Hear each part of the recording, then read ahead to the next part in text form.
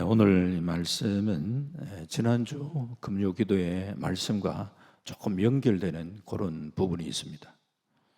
내용이 약간 반복되는 부분도 있더라도 그렇게 좀 연결되는구나 그렇게 생각하시고 말씀을 그냥 잘 받아주시면 좋겠습니다.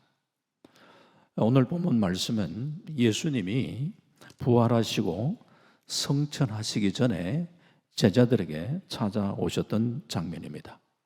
그런데 요한복음을 쭉 보시다가 요한복음, 오늘은 우리가 21장인데 20장으로 요한복음은 충분히 끝낼 수가 있다고 생각되어집니다.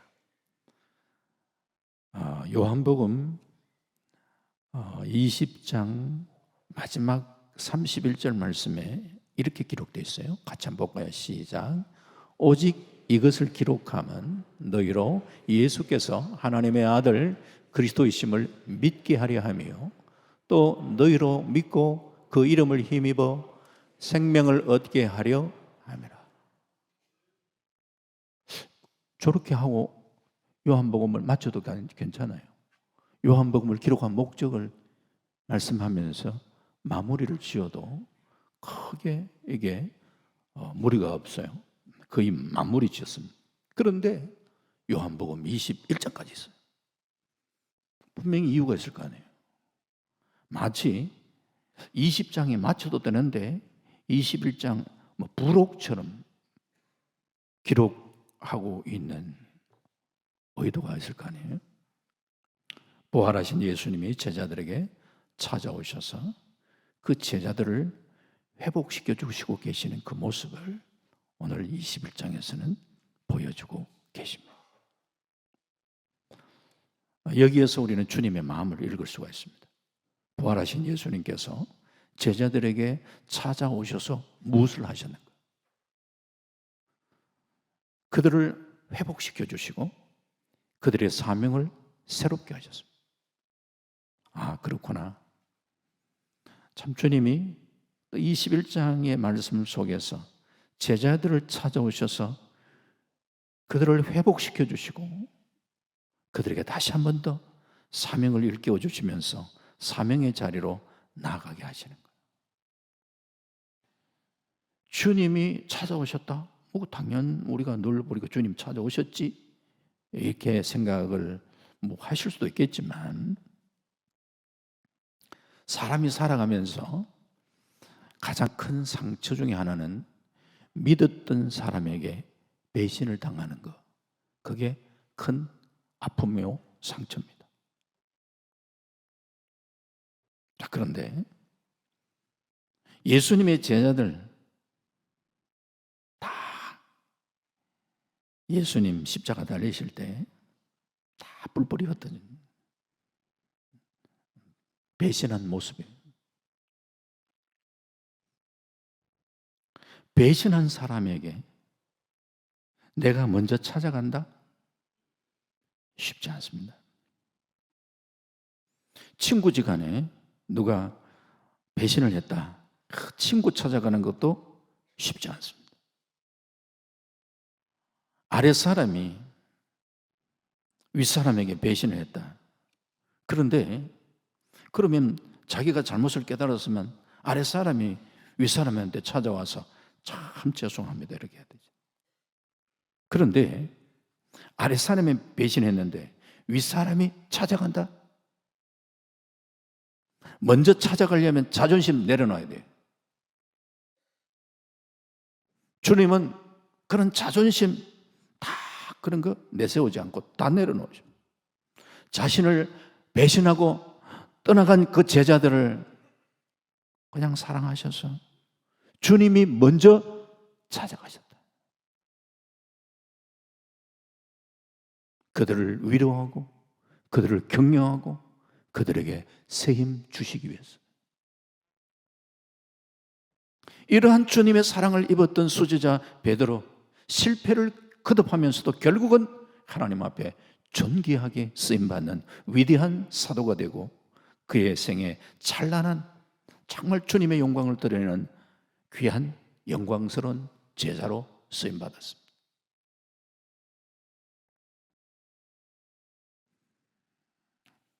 실패 가운데도 참 이렇게 참 주님이 그 실패한 제자들 찾아가 주시고 영광스러운 제자들의 모습으로 참 그렇게 쓰임 받도록 변화시켜 나가시는 그 모습들을 또 한번 우리는 바라보면서 참 오늘 우리들에게도 주님이 찾아와 주시고 우리의 심령이 새로워지고 이 땅에 우리를 보내신 사명을 새롭게 하고 하나님의 영광을 위하여 저와 여러분이 존귀하게 쓰임받는 복된 삶 살아갈 수 있기를 주 이름으로 축원합니다.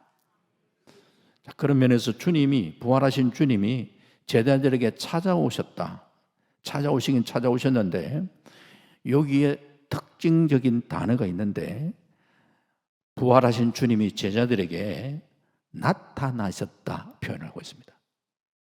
찾아오셨다, 나타내셨다. 자, 한번 차이를 한번 봐야 합니다. 요한복음 21장 오늘 1절 말씀 보시면요, 그 후에 예수께서 디베라 호수에서 또 제자들에게 자기를 나타내셨으니 나타내신 일은 이러하니라. 나타내셨다 그랬어요. 두 번이나 강조하고 있습니다. 성경을 읽으시다가 일단 반복적인 게 두 번 나오면 무조건 강조하구나 이렇게 받아들여도 큰 무리 없습니다. 지금 나타내셨다는 것을 강조하고 있습니다. 부활하신 예수님이 제자들을 찾아가셨다 이렇게 표현할 수도 있잖아요. 나타내셨다. 왜 이 사실을 강조하는가? 부활하신 예수님, 지금 몸은 육의 몸에서 신령한 몸, 영광스러운 몸으로 바뀌었습니다. 그러므로 이때부터 우리 예수님은 자신을 나타내셔야 사람들이 예수님을 알아볼 수 있습니다. 막달라 마리아, 부활하신 예수님이 자기 앞에 떡 서 계시는데도 예수님 알아보지 못했습니다. 동산직인 줄 알았습니다. 예수님이 마리아 이름을 부르면서 마리아야, 그러면서 자신을 마리아에게 나타내셨을 때, 당신이 자신을 나타내셨을 때에 마리아는 비로소 예수님을 알아봤습니다. 엠마오 마을로 내려가던 두 제자도 마찬가지였습니다. 예수님 그들과 동행했습니다. 그러나 그들은 예수님을 알아보지 못했습니다. 예수님이 그들에게 자신을 예수님이 나타내셨을 때에 그들의 눈이 밝아져서 비로소 그들은 예수님을 알아보았습니다. 이와 같이 예수님이 부활하시고 난 후에 예수님은 자신을 나타내셔야 사람들이 예수님을 알아볼 수 있었습니다. 그렇죠? 요한복음 20장 말씀을 보시면 부활하신 예수님은 이미 자신을 3번 사람들에게 나타내셨습니다. 먼저는 예수님께서 좀 전에 얘기했던 막달라 마리아에게 자신을 나타내셨습니다.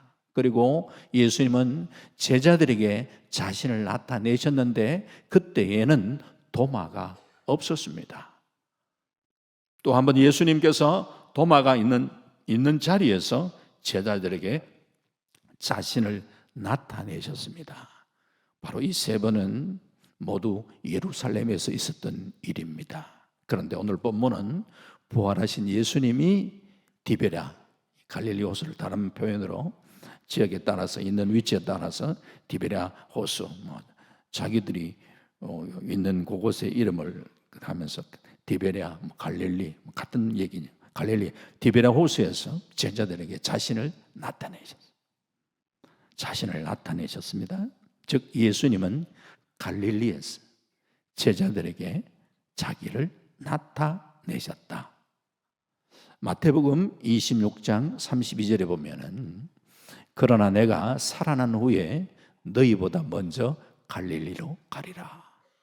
지난 금요일 때 조금 언급을 했죠. 왜 갈릴리냐? 왜 갈릴리냐? 이 말씀은 이미 주님께서 원수들에게 잡히시기 전 수차례 제자들에게 약속하신 말씀입니다. 예수님이 갈릴리에서 만나자고 하셨을 때 이 갈릴리가 단순하게 지명을 얘기하는 것이 아니라 주님의 의도가 깔렸다 말씀드렸습니다. 갈릴리는 예수님이 제자들을 부르신 장소였습니다. 제자들을 만나 주셨던 곳입니다. 제자들에겐 추억이 서려있던 그런 곳이었습니다. 갈릴리는 예수님과 제자들 간의 첫사랑이 어려 있는 장소입니다. 11 제자는 모두 이곳 갈릴리에서 예수님을 만났습니다. 예수님과 제자들은 주로 이것을 무대 삼아 가르치기도 하고 복음을 전파하고 모든 병과 약한 것을 고치고 많은 기적을 경험했던 그곳이 갈릴리였습니다. 제자들은 수많은 추억을 간직하고 있던 이 갈릴리에서 예수님은 제자들과의 바른 관계를 회복하고 다시금 그들에게 사명의 자리로 나가도록 그들을 새롭게 해 주셨습니다. 그래서 갈릴리에서 만나 첫사랑을 회복하고 사명을 다시 한번 심어주신 것이죠. 두렵고 떨고 있는 제자들에게 힘을 부어주시고 주님과의 사랑의 관계가 회복되기를 주님은 원하셨습니다. 예수님의 제자들은 모두 갈릴리에서 사명을 받았으나 다 또 도망갔었거든요. 예수님은 죽음의 공포에 떨던 그 제자들에게 자신을 나타내셔서 부활의 소망, 부활의 승리를 보여주셨습니다. 부활의 주님을 만난 제자들은 갈릴리에서 다시 일어났습니다. 이곳에서 예수님의 수제자 베드로, 오늘 본문과 이어지는데 네가 나를 사랑하느냐, 그 주의 음성을 들으면서 예수님의 사랑을 또 한번 확인하고 그러면서 다시 일어납니다. 오늘 저와 여러분들도 이 주님이 또 우리에게 새롭게 나타나셔서 새롭게 당신을 보여주시고 그 주님을 새롭게 경험하고 그 주님을 인해서 새 힘을 얻고, 요즘 다 참 힘들고 쉽지 않은 그런 시대를 살아가지만 그 주님이 우리에게 오셔서 주시는 그 사랑을 회복하면서 우리의 가슴이 주의 사랑으로 새롭게 불지펴지고 주의 주시는 성령의 능력으로 무장하고 이 세상 속에 능력 있는 승리의 아름다운 삶 살아갈 수 있기를 바랍니다. 힘들고 어려울 때 우리가 찾아야 될 상 하나님밖에 없잖아요. 하나님. 우리 주님께서는 제자들에게 이렇게 기도하라 하면서 주님 가르쳐주시는 그런 기도까지 말씀을 해주셨잖아요. 하늘에 계신 우리 아버지, 하늘에 계신 그냥 하늘에만 존재한다, 그냥 하늘에 그냥 계시는 그분인, 이런 의미라기보다도 하늘에 계신다, 그분은 초월에 계신다는 거예요. 초월해요. 우리와 같은 존재가 아니라 초월자가 되시고, 그래서 그분은 전능하시고 전지하시고 우리의 모든 것을 다 알고 계시는 그 전능자, 그 하늘에 계시다, 그분이, 전능하신 그분이, 그래서 내가 이 땅을 살아가면서 오늘 이 밤에도 왜 이전에 주의 존전에 나왔는지 모든 것을 다 알고 계시는 하늘에 계신 그 전능자 되시는 하나님이 바로 우리 아버지가 되신다. 아버지가 되신다. 그래서 내가 아버지라고 부를 때, 당시 예수님께서 주님 가르친 기도를 가르쳐 주실 때에 당시에 하나님을 어떻게 감히 아버지라고 불렀습니까? 사도 바울은 하나님을 아빠, 아버지라 어떻게 그렇게 부를 수 있는, 그걸 쓰면서도 막 감동이 돼가지고 하나님을 아빠, 아버지라고 부를 수 있다는 거예요. 그 유대인들에게는 상상도 못할, 오늘 우리는 그 하나님을, 전능하신 그분을 나의 아버지라고 부르면서 이 밤에 우리가 그 하나님을 찾고 기도할 때 남이 이야기하는 3인칭의 하나님이 아니라 내가 오늘 주 앞에 주님, 아버지라고 부를 때에 오냐 하면서 응답하시는 그 주님을 우리는 새롭게 만날 수 있어야 되지 않겠습니까?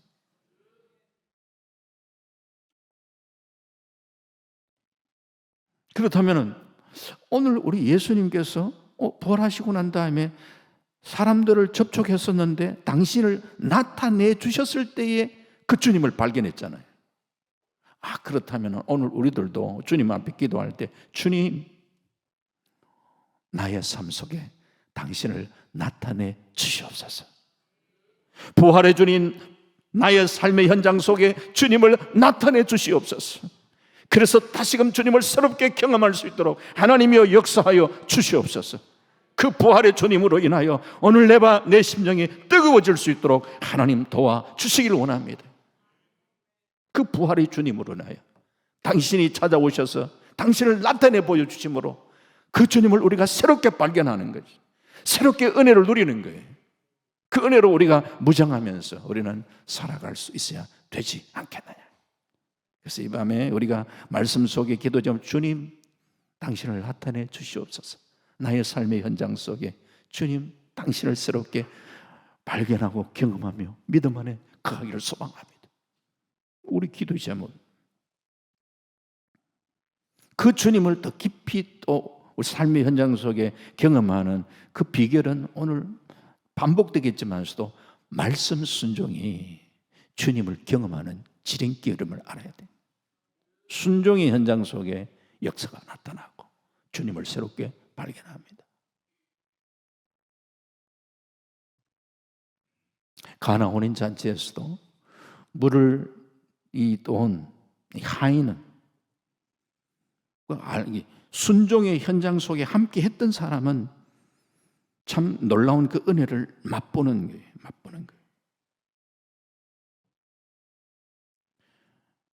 가룟 유다를 제외한 11제자 다 이제 갈릴리로 갔습니다. 그 중에 7명의 제자들이 지금 고기 잡으러 바다로 갔잖아요. 그래서 요한복음 오늘 21장 2절 말씀에 보면 잘 알립니다. 한번 같이 봅시다. 시작. 시몬 베드로와 디드모라 하는 도마와 갈릴리 가나 사람 나다나엘과 세베대 아들들과 또 다른 제자들이 함께 있더니 여기에 이름이 밝혀지지 않는 두 사람, 베드로 형제 안드레와 나다나엘의 친구 빌립이었을 것으로 그렇게 추측을 합니다. 자, 베드로가 고기 잡으러 간 것을 보고, 여기에 뭐 잘 아는 사건이잖아요. 베드로가 우리 고기 잡으러 가자, 고기 잡으러 갔습니다.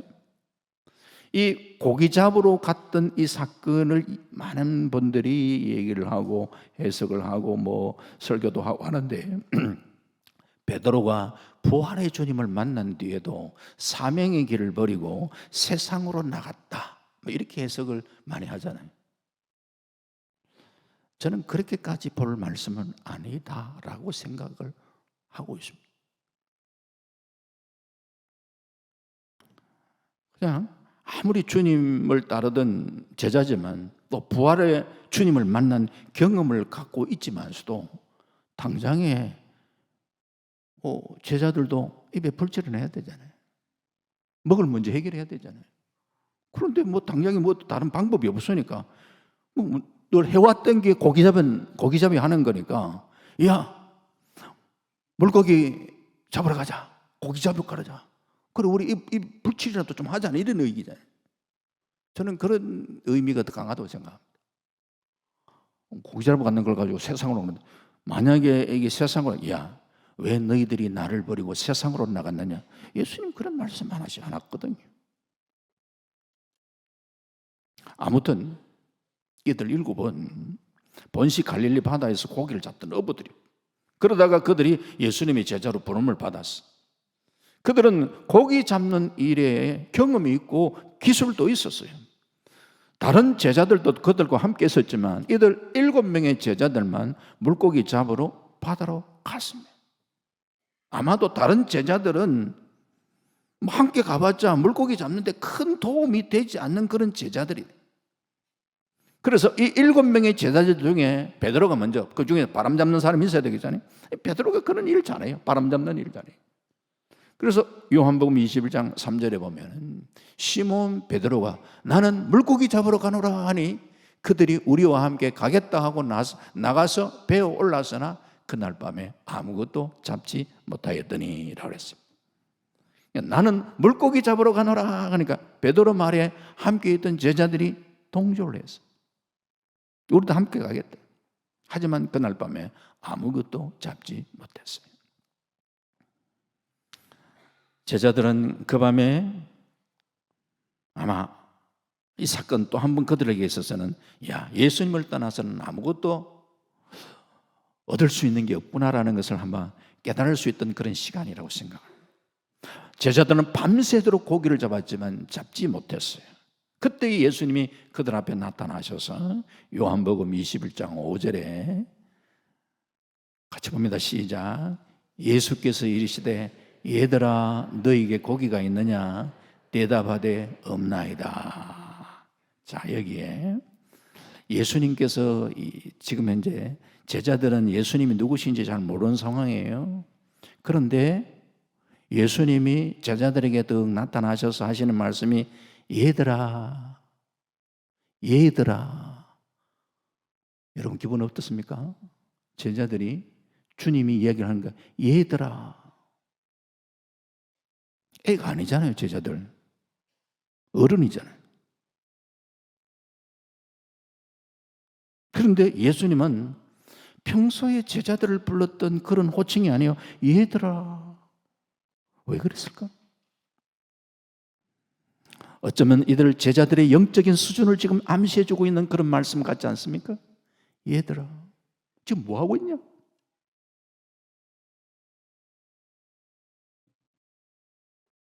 지금 제자들은 한두 명도 아닌 7명이 3년 전에 어부의 경험을 살려서 어느 정도 옛날에 우리가 한 가닥 했잖아.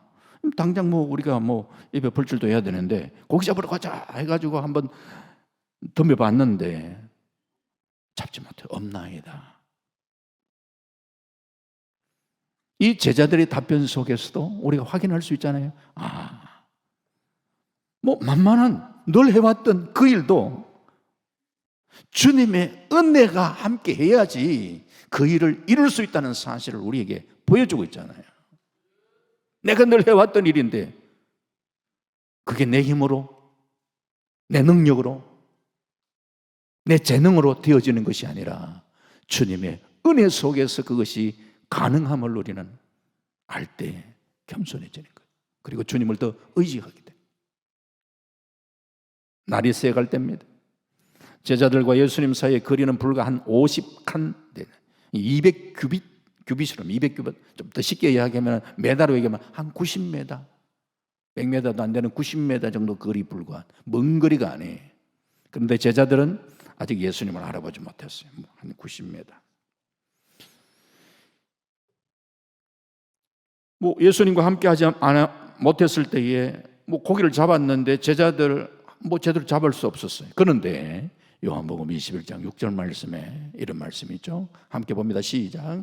이르시되 그물을 배 오른편에 던져라.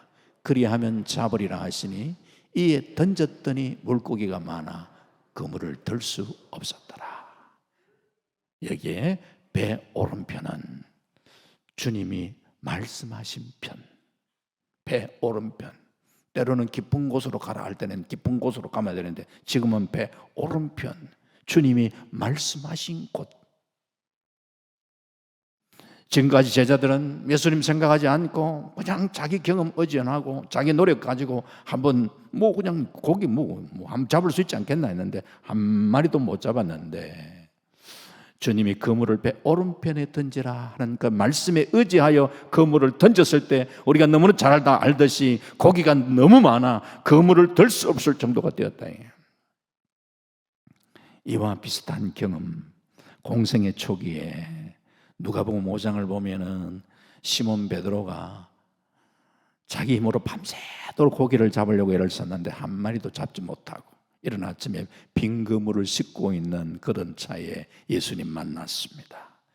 예수님이 그런데 깊은 데로 가서 그물을 내려 고기를 잡아라 그렇게 했을 때에 이 베드로가 그 말씀에 순종을 하잖아요. 네, 순종을 합니다. 그때 순종했는 것은 말씀이 그렇게 이루어지리라는 기대보다도 또 예수님이 하신 말씀 한마디 하시니까 고기 안 잡힐 줄 알지만 그래도 한 번은 던져보자 하면 이렇게 던졌는데 그물이 찢어질 만큼 많이 잡았다. 그때에 누가복음 5장 8절에 그 사건에 이런 말씀이 이어지죠. 시작. 시몬 베드로가 이를 보고 예수의 무릎 아래 엎드려 이르되 주여 나를 떠나소서 나는 죄인이로소이다 하니. 조금 뜬금없잖아요. 고기를 깊은 데에 가서 이 고기를 잡아가지고 그물이 찢어질 정도로 그렇게 많이 잡았는데 깜짝 놀라서 어떻게 이런 일이 일어났는가 이렇게 놀라야 되는데, 그때 시몬 베드로가 예수의 무릎 앞에 엎드려 가지고 주여 나를 떠나소서. 이게 무슨 뜬금없는 얘기냐. 이 스토리가 연결됩니까 이게?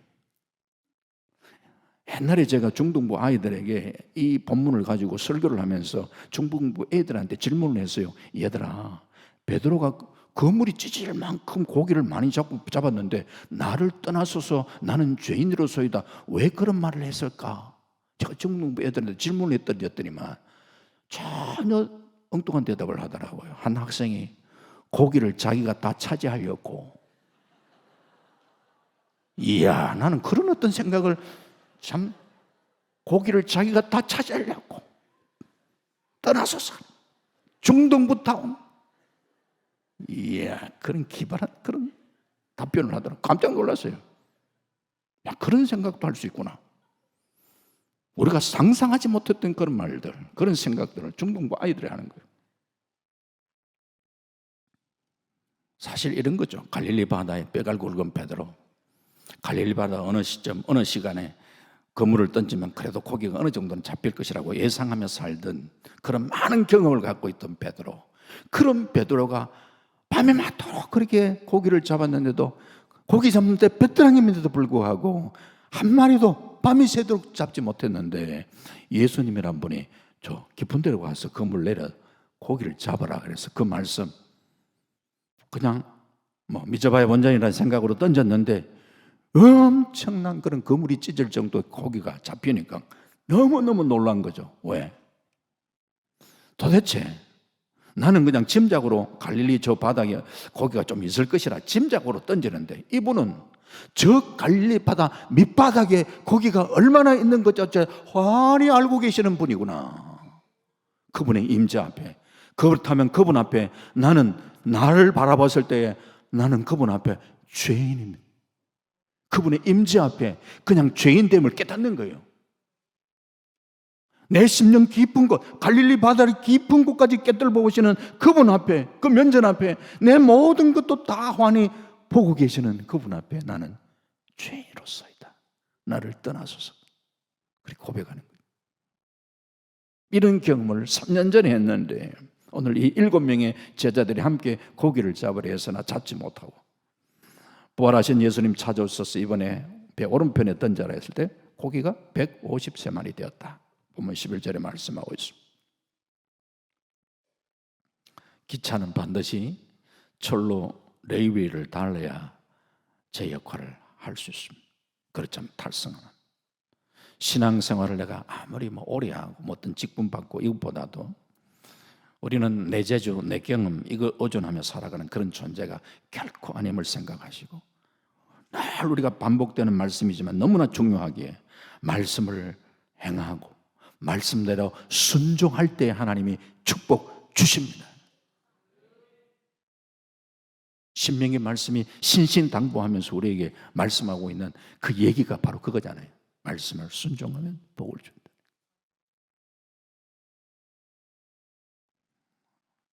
요한복음 21장 오늘 7절에 또 이렇습니다. 같이 또 봅니다. 시작. 예수께서 사랑하시는 그 제자가 베드로에게 이르되 주님이시라 하니 시몬 베드로가 벗고 있다가 주님이라 하는 말을 듣고 겉옷을 두른 후에 바다로 뛰어내리더라. 예수님께서 사랑하시는 제자는 누구냐? 지금 요한복음을 기록한 요한 자신을 이야기하는 거예요. 요한 자신.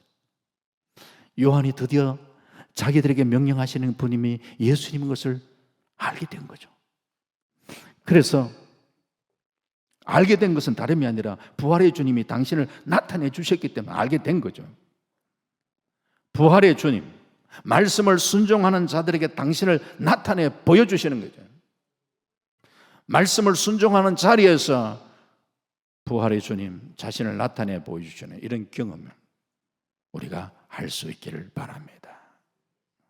주님은 내 안에 내주하시고 나와 함께 하시지만 주님이 살아가는 삶의 현장 속에서 참 우리가 특별히 당신을 나타내 주셨을 때 주님이 하셨구나, 주님이 이렇게 간섭하셨구나, 이게 주님의 은혜구나, 이게 깊이 이렇게 깨달아지는 그런 순간들이 있잖아요. 주님이십니다. 말씀 앞에 머물러 있다가도 주님, 때로는 그 말씀의 강력한 도전으로 찾아오시는 그 주님 앞에 우리가 때로는 반응하고 기도할 때도 말이죠.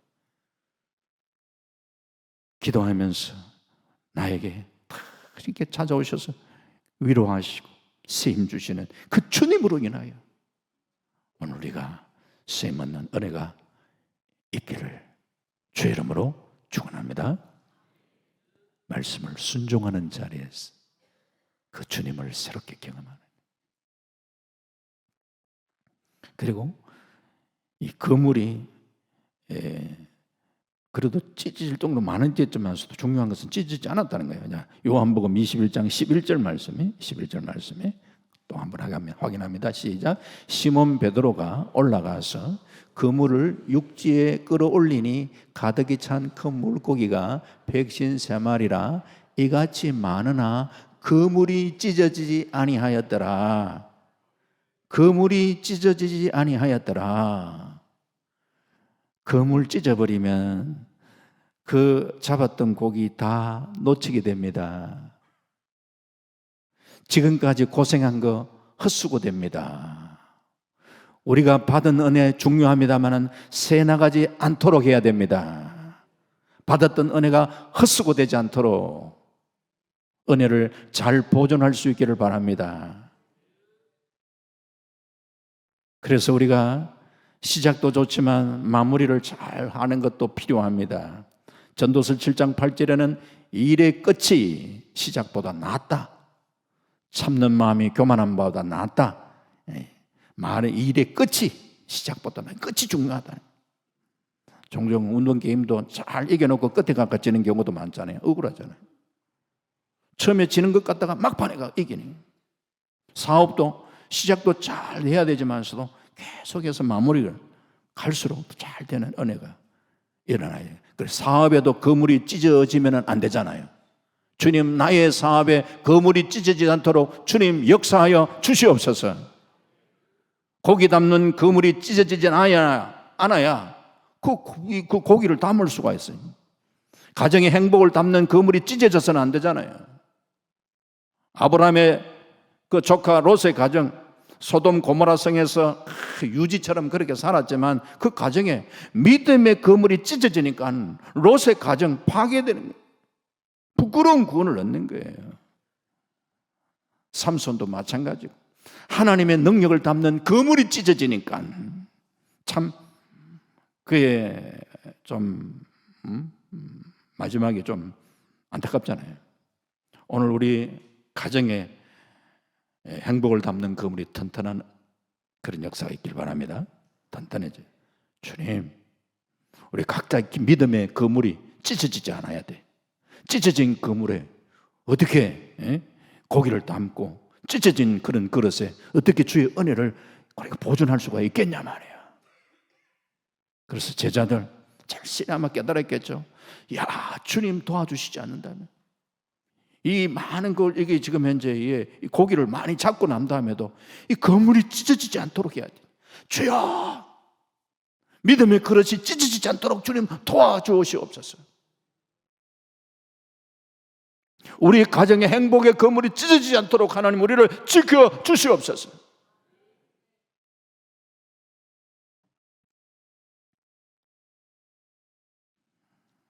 세상 살면서 주님 없이 뭔가 이루었다, 이루는 사람도 많아요. 그러나 야고보서는 주님 없이 이루는 그 성공, 세상은 성공이라고 이야기할지 몰라도 하나님 볼 때 그 허탄한 거야, 아무것도 안 해야 훅 불면 다 넘어져 없어져. 그 허탄한 거 자랑하며 살지 마, 어리석은 것이야 라고 이야기를 합니다.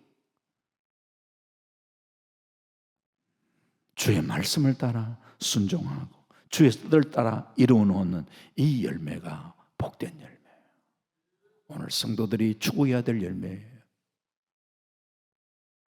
시편 1편 3절 4절 말씀처럼 그는 시냇가에 심은 나무가 철을 따라 열매를 맺으며 그 잎사귀가 마르지 아니한 같으니 그가 하는 모든 일이 다 형통하리로다. 악인들은 그렇지 아니하며 오직 바람에 나는 겨와 같도다. 말씀대로 믿고 말씀대로 행함으로 주어지는 그런 은혜와 축복을 우리는 누리며 살아갈 수 있기를 바랍니다. 또 한 가지 한번 살펴보려고 하는 것은 뭐냐 하면은 베드로가 주님이다, 요한이 주님이다 라는 얘기를 듣고 그때에 그물을 던질 때에 옷을 벗고, 더우니까 막 옷을 벗고 막 이렇게 그물을 던지고 있었는데, 좀 일할 때 좀 번거로움도 있었고 이렇게 해서 옷을 벗고 있었는데 주님이시라 라고 이야기하는데 그 말을 듣고 베드로가 어떻게 했냐, 겉옷을 두른 후에 겉옷을 좀 하면 걸치고 그리고 한 거 뭐냐, 바다로 뛰어내렸어요. 좀 이상하지 않습니까 여러분? 겉옷 입고 물에 뛰어들어가는 사람은 별로 없어요. 물에 뛰어들어갈 때는 있던 것도 벗고 뛰어들어가요. 성경을 보다가 보면 이런 부분들이 왜 그럴까 이런 생각을 한번 해봐야 되죠. 아니 겉옷을 걸치고 그냥 이제 막 어떻게 하든 빨리 주님 만나고 싶어서 바다로 막 뛰어들어가는 거예요. 왜 그랬을까? 다름이 아니죠. 예수님 만나니까 그도 보고 입고 받아도 그래도 그 정신없는 그 상황 속에 예수님이다 그렇게 하니까 그 주님 앞에 가려고 정신 차리고 그냥 옷을 하나 걸쳤다는 것은 그래도 예수님 앞에 예의를 갖추려고 하는 거예요.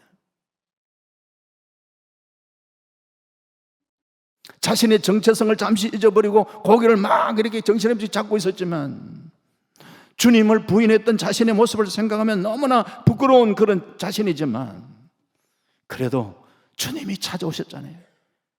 당신을 나타내 주셨잖아요.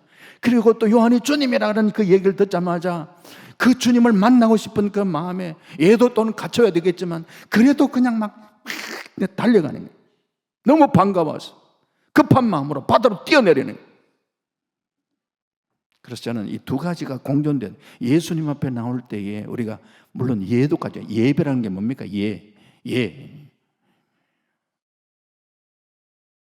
경배하는 것. 예를 다하여 예배라는 거. 예를 다하여 경배하는 거. 예배잖아요. 예를 다하여 경배하는 거. 그리고 우리가 하나님 앞에 나와 예배드리는, 예를 다하여 경배드리는 이 모습도 우리는 가지고 있어야 되지만 그 모습과 더불어서 저는 이 예수님의 마음을 생각해 보면 베드로가 막 주님이라는 그 말 때문에 옷 하나 걸치고는 주님 보려고 막 바다에 막 뛰들어가면서 막 예수님 만나려고 하는 그 모습에 예수님이 감동이 되지 않겠나? 옷 하나 걸치는 게 더 그냥 기특하겠습니까? 막 정신없이 뛰어들어오는 자기를 만나려고 뛰어나오는 그 모습을 보고 감동되겠습니까? 그래서 우리가 주님 앞에 나와 나름대로 예도 갖추는 것도 중요하지만 그러나 베드로처럼 주님 만나고 싶은 그 마음 때문에 막 달려나가서 주님, 어린아이 같은 마음으로 주님, 나 주님 없으면 안 됩니다. 주님이 나를 찾아와 주고 당신을 나타내 주셨네요. 그 감격 속에 주님을 향하는 참 우리가 반응하는 이런 모습. 신앙생활 하면서 참 보면은 저도 스스로 생각해 보면 때로는 보면 너무 점잖빼잖아요.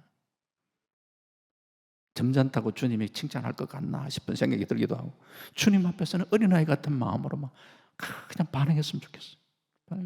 반응했어요. 오늘 이 밤에도 우리가 기도할 때도 주님 앞에서는 어린아이 같은 마음을 가지고 말했죠. 베드로가 그냥 옷 하나 막 걸치고 막 주님 만나려고 뛰어나가는 그런 모습을 가지고 오늘 이 밤에 우리가 나갈 수 있기 바랍니다. 말씀 맺습니다. 우리도 기도할 때 참 주님 우리를 당신을 나타내 주시옵소서.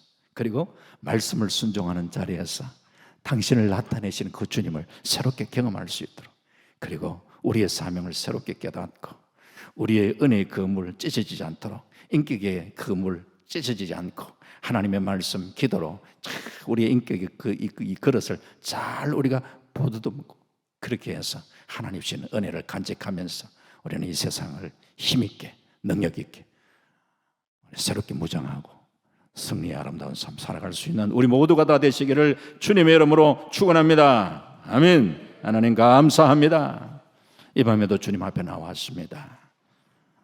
주님이시다 그 말 한마디 듣고 그냥 그 주님 향하여 달려가는 베드로처럼 오늘 이 밤에도 우리가 그런 심령으로 주님 앞에 달려나와 주를 찾고 부르짖고 간구하는 우리들이 될 수 있도록 은혜를 더하여 주시길 원합니다.